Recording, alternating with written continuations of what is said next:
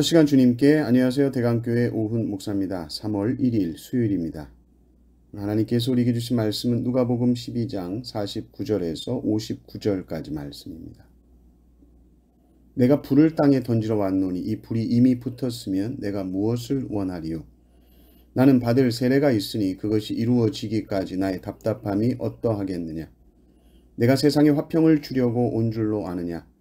내가 너희에게 이르노니 아니라 도리어 분쟁하게 하려 함이로라. 이후부터 한 집에 5 있어 분쟁하되 셋이 둘과 둘이 셋과 하리니 아버지가 아들과 아들이 아버지와 어머니가 딸과 딸이 어머니와 시어머니가 며느리와 며느리가 시어머니와 분쟁하리라 하시니라. 또 무리에게 이르시되 너희가 구름이 서쪽에서 이는 것을 보면 곧 말하기를 소나기가 오리라 하나니 과연 그러하고 남풍이 부는 것을 보면 말하기를 심히 더우리라 하나니 과연 그러하니라. 외식하는 자여, 너희가 천지의 기상은 분별할 줄 알면서 어찌 이 시대는 분간하지 못하느냐? 또 어찌하여 옳은 것을 스스로 판단하지 아니하느냐? 내가 너를 고발하는 자와 함께 법관에게 갈 때에 길에서 화해하기를 힘쓰라. 그가 너를 재판장에게 끌어가고 재판장이 너를 옥졸에게 넘겨주어 옥졸이 옥에 가둘까 염려하라.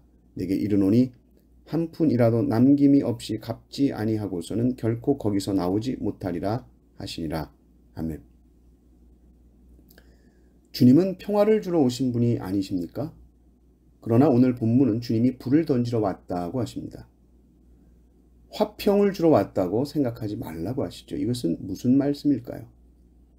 물론 주님께서 탄생하실 때에 하늘에서 음성이 들렸습니다. 하늘에는 영광이요 땅에서는 기뻐하심을 입은 사람들 중에 평화라고 했습니다. 평화를 주시죠. 그러나 이 평화라는 것은 느긋한 평화가 아닙니다. 이것도 좋고 저것도 좋고 우리 그냥 다 좋아 이런 평화가 아닙니다. 이 평화는 의로우신 그리스도께서 불의한 세상의 모든 죄를 지시고 죽으심으로 그 죽음 가운데 주신 평화입니다. 우리가 이 평화 가운데에서 세상을 소망하는 것이 아니라 오직 나를 위해 죽으신 그리스도를 믿음으로 말미암아 이 평화를 누리게 되는 것이죠. 주님이 불을 던지러 왔다라고 하실 때 이 불은 심판의 불입니다. 이 심판의 불이 곧 예수 그리스도의 십자가에 떨어질 것이요 주님은 세상을 향한 모든 심판의 불을 십자가에서 다 감당할 것입니다. 주님은 사람들이 그저 희희낙낙하며 이 땅에서 잘 먹고 잘 살게 하기 위해서 오신 분이 아니십니다. 그런 평화, 그런 평안, 그런 즐거움이 아닙니다.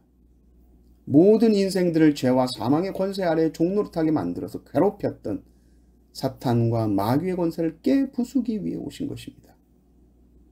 그래서 이제 곧 주님께서 십자가에 달리시는데 이 십자가가 주님께 점점점 다가오는데 그래서 주님께서 나는 받을 세례가 있다 이렇게 말씀하실 때 그 세례는 곧 십자가의 고난을 말씀하고 계십니다. 주님은 이제 곧 죽으실 것이요. 주님은 마음이 급하신데 사람들은 반응이 없습니다.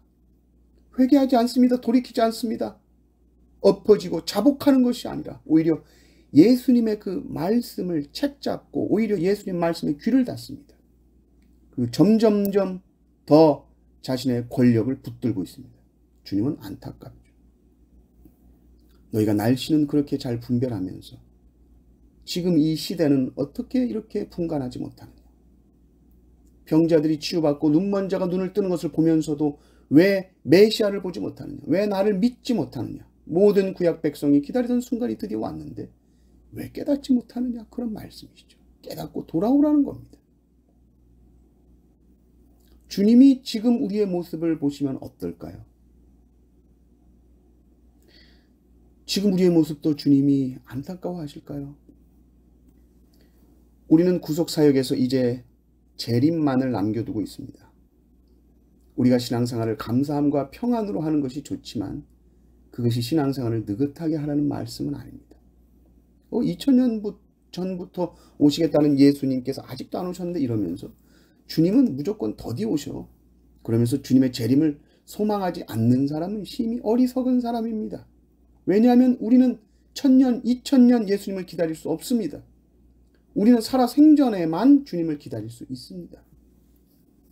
우리의 삶이 몇 년 남았습니까? 10년입니까? 20년입니까? 30년입니까? 40년입니까? 우리가 죽어서도 이 땅의 시간처럼 1년 기다리고 10년 기다리고 그렇게 주님을 기다릴 것 같습니까? 아니죠. 우리가 죽는 순간 우리는 주님을 만나는 겁니다. 주님의 재림이 1000년 후냐 만년 후냐 이것은 중요한 것이 아닙니다. 그리고 알 수도 없습니다. 내가 이 세상에서 눈을 감는 그날이 종말이죠. 개인적인 종말입니다. 우리는 그때까지 주님을 기다리며 삽니다. 정말 주님은 속히 오시죠. 내가 살아생전에 주님이 오신다면 더 속히 오시는 것이죠.